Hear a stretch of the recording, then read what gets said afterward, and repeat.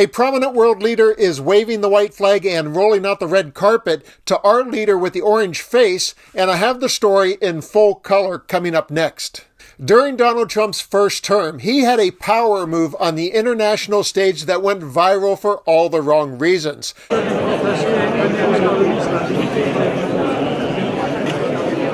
The Prime Minister of Montenegro never saw the Trump train filled with ego and hubris racing towards the next photo opportunity coming.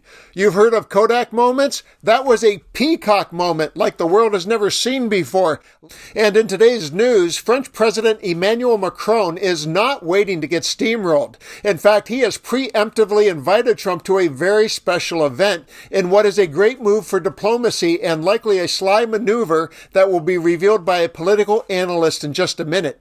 Let's begin with a breaking story, and on the other side, I'll reveal the smooth move by Macron. Soon-to-be President Trump isn't just back on the world stage, he is about to take center stage. We are learning this morning that Donald Trump will be traveling later this week to Paris on the personal invitation from French President Emmanuel Macron for the grand reopening of the Notre Dame Cathedral.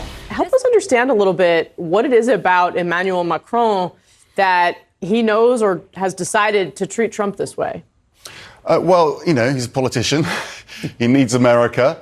The invitation is, I was there on Friday at Notre Dame Cathedral when Macron was viewing it for the first time. It is absolutely stunning. He described it as the soul of France. It's, on many people's bucket lists. It's a place of worship for many people around the world. And it burnt down in 2019, or the roof fell through, and they've completely refurbished it to the most extraordinary level, more than $700 million worth. And it's come out like new. So it looks like a completely new building. But actually what the historians love about it is that they've actually just restored it to what it would have looked like in the 12th century. So I think that, this is a big moment for France. So they've invited heads of state, and they were expecting the US ambassador to France to go along, and they've just heard that it's actually going to be President Trump. So it's all being ramped up a level. The Trump-Macron relationship has been described as a bromance, and here's Macron's description of it from his point of view, and a story about their public displays of affection. And on the other side, you'll learn about the smooth and calculated move by Macron. We know where we disagree, and we are very straightforward on that, on climate, on trade, on multilateralism. But we work very well together because we have very regular and direct discussions. Macron treated him with such deference at a Bastille Day parade on the Champs-Élysées that Trump came home wanting a military parade of his own on July 4th. And now for the reveal. Try to guess the three-letter word that CNN senior political analyst Mark Preston thinks is at the heart of Macron's sly appeal to Trump before he says it out loud. In this moment, I'm going to present to you a multiple choice question, if you will, on the intent of Macron's invite, because you can just jump right on into his mind and guess. One, this is A, it's just old friends getting back together. B, Macron's play to position himself as Trump's European favorite ally. C, Donald Trump's love of the cathedral's Gothic architecture. Or D, all or none of the above. Well, it's definitely E.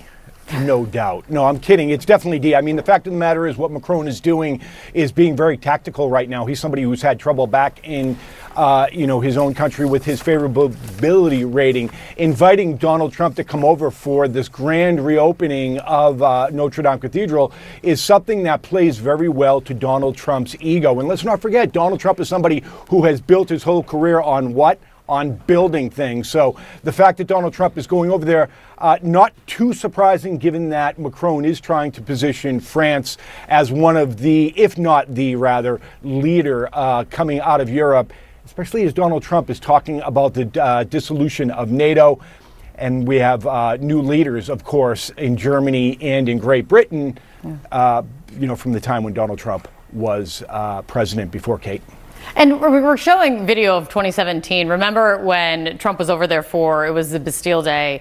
And remember how much Donald Trump, putting aside the long, awkward handshakes, remember how often Donald Trump referred back to that. It had a very big impression on him. He really enjoyed it.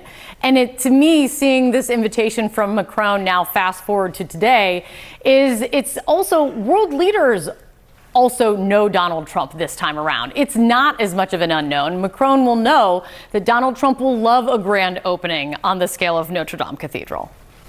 Playing to his ego, no doubt, but it's even his threats. We've seen Justin Trudeau get on an airplane and get down to Mar-a-Lago as Donald Trump's been talking about tariff threats between Canada and Mexico. We've seen the Argentine president go to Mar-a-Lago to do what?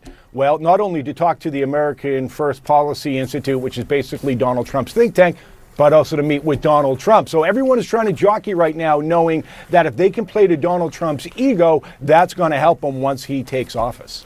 So ego is the what and how, but trade relations is the why, at least in this case. What's interesting is this piece suggests that Donald Trump's ego can be used against him. And I've seen many articles, and I've heard many Democratic leaders say that Vladimir Putin has used Trump's ego against him as well. Well, if this is the case, I hope those same leaders have learned from it and flipped the script on Trump in Washington, D.C. this time around with some sly moves of their own. The most famous quote from the very famous and very legendary book, The Art of War, reads, "The supreme art of war is to subdue the enemy without fighting." It's my favorite book.